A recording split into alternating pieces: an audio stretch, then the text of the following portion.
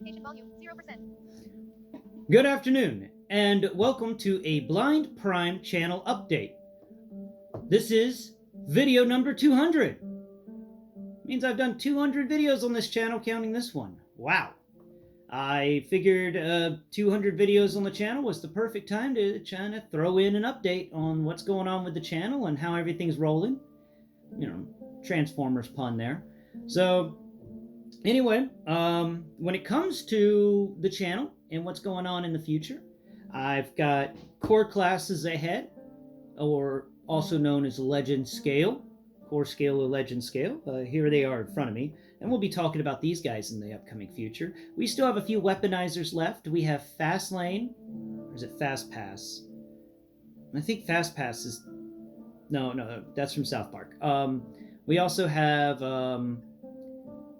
Brawl, the weaponizer from the Siege line, the Decepticon one, and then we're going to move into the buildings and talk about this guy here, which at the moment his Air Razor? No, nuts.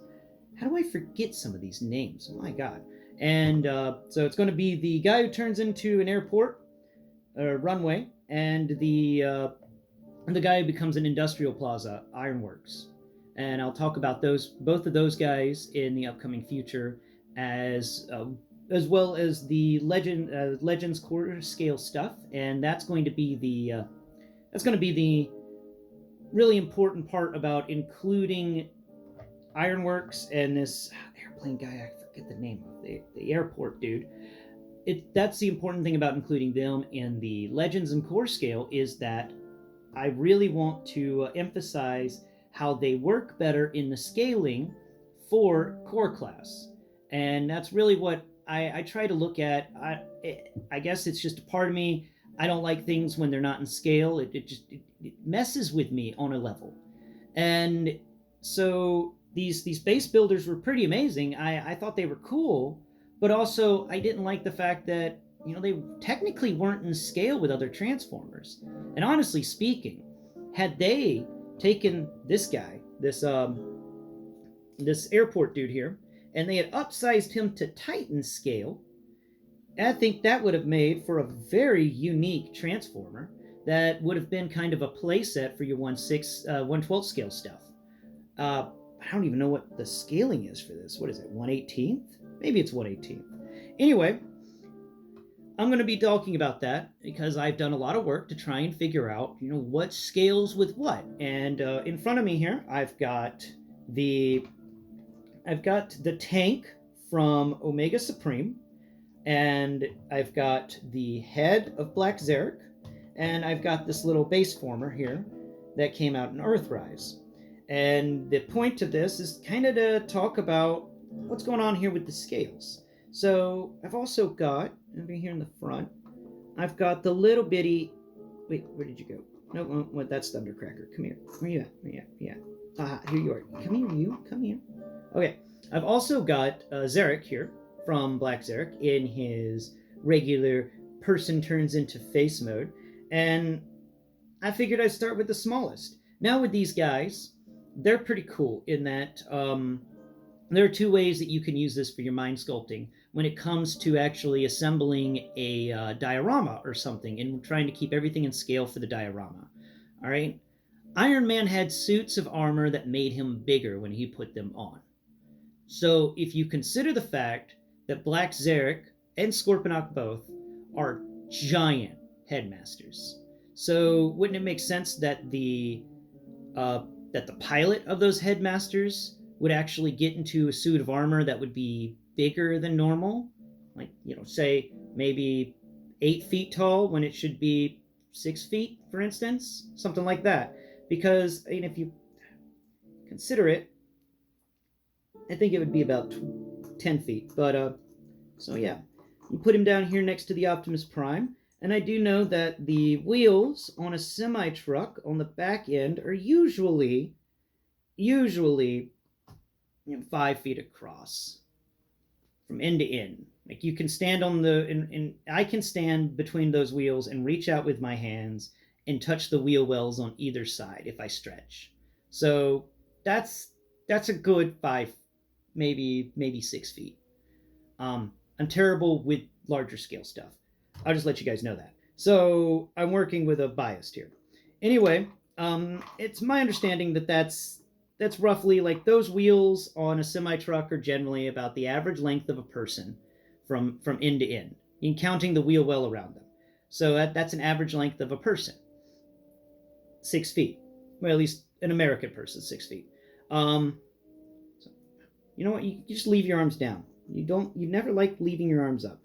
Anyway, so I was thinking about it and realized if I put Zarek here next to the core class Optimus Prime, I discover that Zarek is just...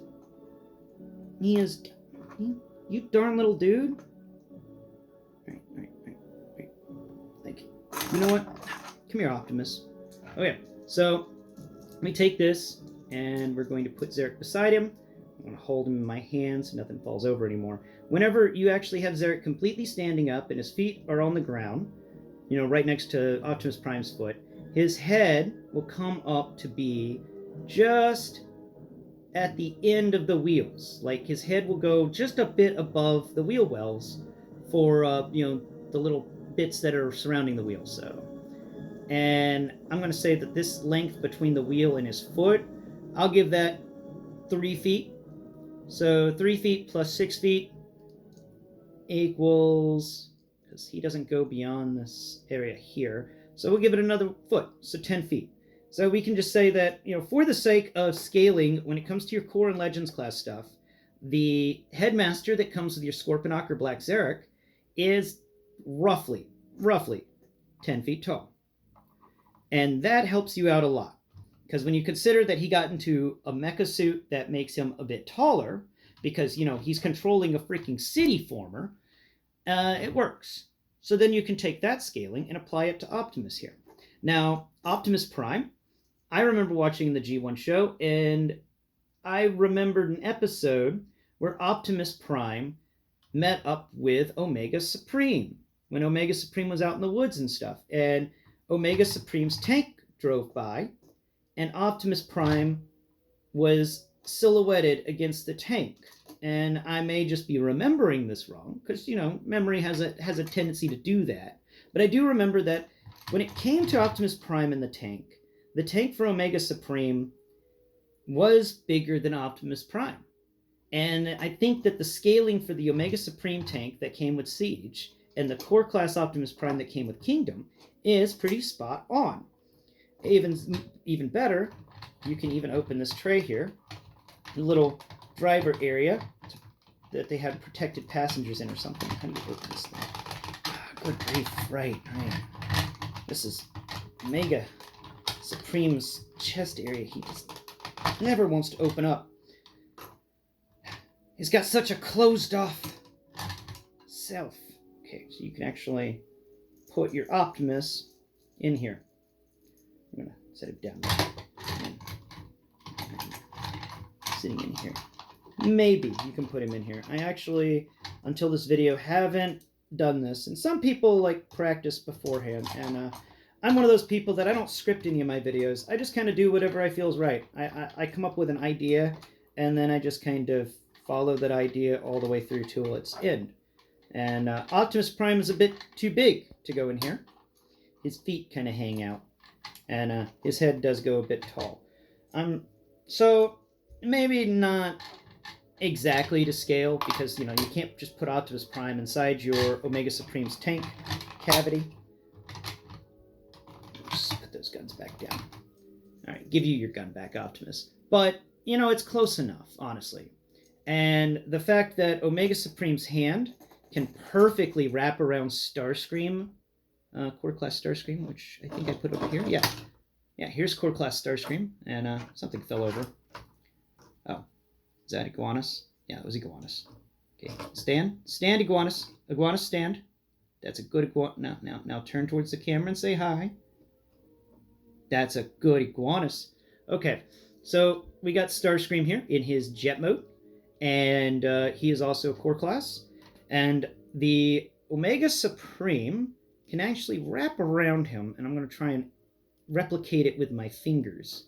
All right, so he has 3 fingers that are about like that. So I usually wrap my Omega Supreme or hand around Starscream like this. Thumb on the bottom or the bottom point of the triangle of his 3 fingers, and then one finger can go on one side of the wing, and then the other finger can go between the wing and the tail fin.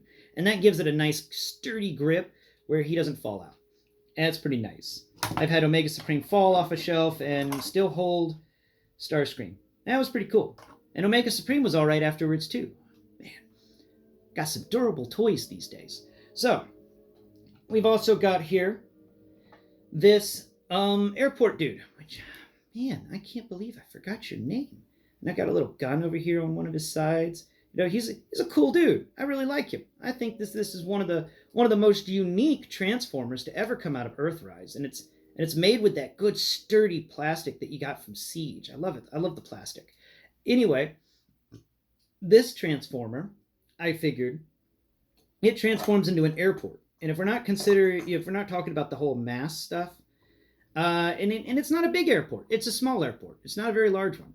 So it works, in my opinion, that Optimus Prime would be about here, because Optimus Prime is a very tall robot. And he'd be about towards the waist, or is that the waist? Yeah. Let's just raise that up. There you go. Cool. Better view. So Optimus Prime stands just a little up from the knee of this airport Decepticon.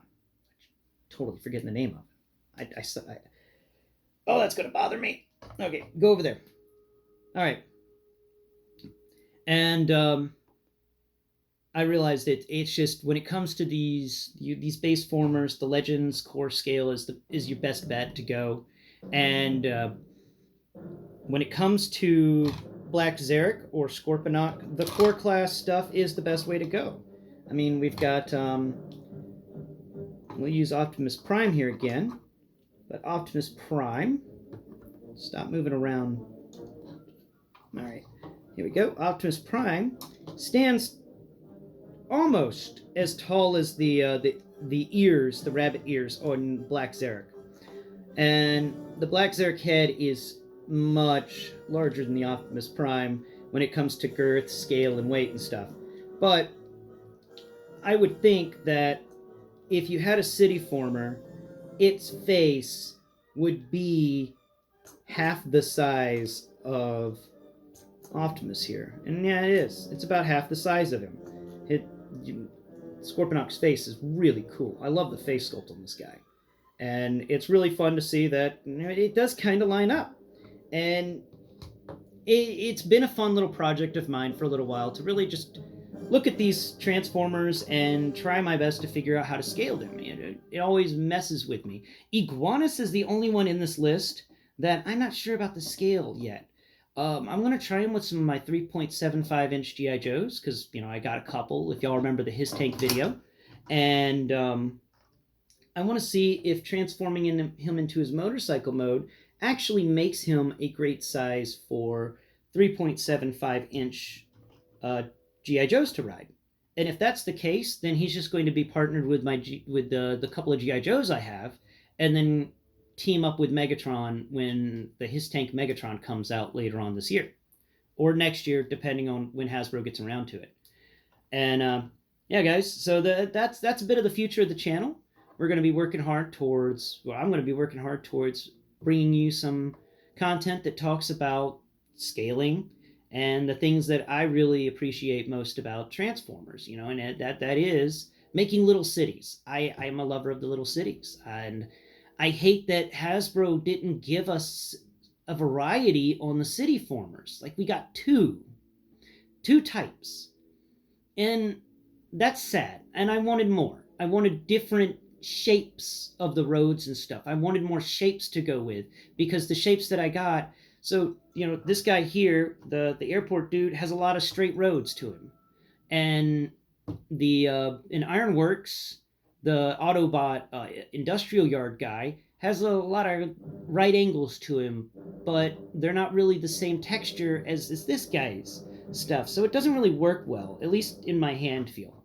Like, whenever I feel it, This guy's got texture on his where it's actually cut out little road, and Ironworks does not have that, and it messes with me because of the fact that when I connect them together, I kind of want the roads to feel the same. And I wish that Hasbro would go back to the City Former idea and really flush it out. It's a good idea. There's possibility there. And I hate that they didn't do anything with Kingdom. And they're like, oh, they didn't sell. And I was like, no, they didn't sell because we had a lot going on when Earthrise came out. And also, you didn't give as many options when Earthrise came out. 2 different types? If they'd offered 4 different types of modular Transformers, City Formers, then we would have gotten a better, they would have been welcomed with open arms, in my opinion.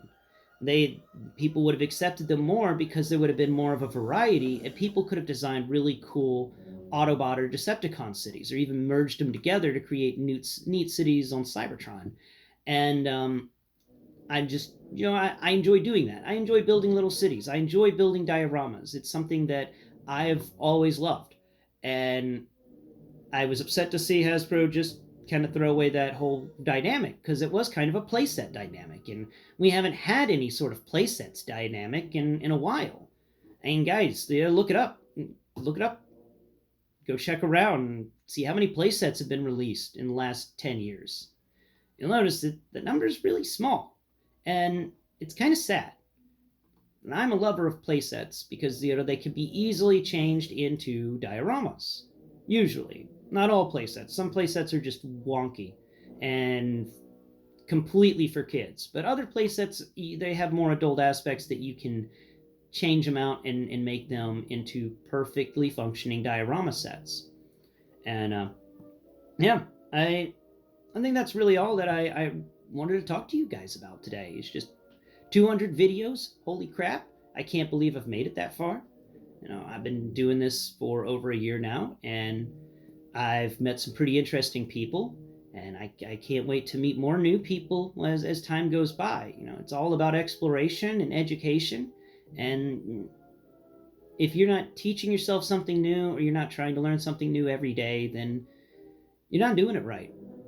It's important to broaden your horizons, and that's that's one of the things I've been enjoying most about this YouTube channel, is that I have been meeting people from all over the world, at least over the internet and stuff, and talking to people who I never would have met before, and that's fun. That's really cool, and I enjoy the ability to do that and actually try to assemble a community based around the love of Transformers and the understanding that Transformers are steam toys, and they're little puzzle boxes that apply to more than just children, apply to everybody, because everybody could use a puzzle box in their life. It's just nice to have one from time to time. Helps you fiddle through the problems. I've blathered on long enough, guys, so look up the videos coming up in the future. Keep an eye out for the Core Legends class stuff, and keep an eye out for me finishing up the Weaponizer series in the upcoming few weeks. I'm going to go ahead and kick that one out of the way, get it finished up, and then move into the Core class. And I think with the Core class, they're not going to be 2 separate More Than Meets the Eye videos. One on the vehicle and one on the robot, because I like to spend time focusing on the transformations.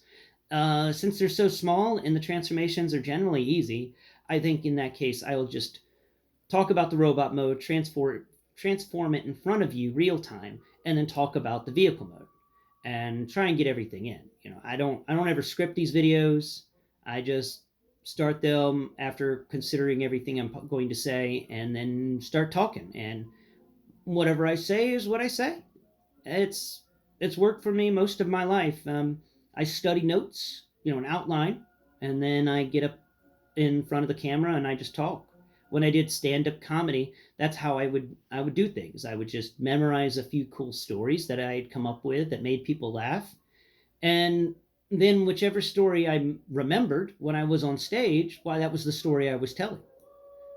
So all my sets were different, but all of them said the same general stories. It's just I would forget to say other stories and remember others. It was a lot of fun. It was like, the one about the cat. Oh crap, I got multiples about the cat. Okay. And then whichever one I remembered at the time. But I've blathered on long enough to you guys. I'm sure you want to move on to other YouTube videos and whatnot. So please, if you wouldn't mind, go down below and subscribe to my channel. It really helps to get the channel more attention, because the whole point is to raise awareness for the blind, get the word out there that blind people do more than just talk about governmental stuff on the internet. We also talk about toys, and that's the point of this channel, is to remind people, like, the blind are out there and they do more than just what you assume they do. The blind are more accessible than ever before, and this channel, these videos, are to emphasize that point, to emphasize the point that I, as a blind person, make these videos by myself. I do not edit these videos because I don't want to go through that stress. That is stressful. But I do these videos, I record these videos, I set up the sets, I get at all the lights, I assume it's enough light. I'm never sure if I have enough light. I keep adding more light because I'm never sure if I have enough light. But I think I have enough light. And that's what's important here. And also I try to ensure everything's in focus, even though that rarely ever happens correctly. My camera has a mind of its own. I think that's why they call it autofocus, because it automatically focuses on anything that is not what I want it to focus on. But, all right. Until next Prime, tune in, where I will be doing another, well, the last one wasn't really an angry review, but the next one will be, because I found on sale for $7 Scarlet from G.I. Joe Classified Snake Eyes Origins. And I'm going to talk about this figure and just what the hell. Oh, no, we're going to get into that figure. We're going to get into it when you tune in next Prime. Bye-bye for now.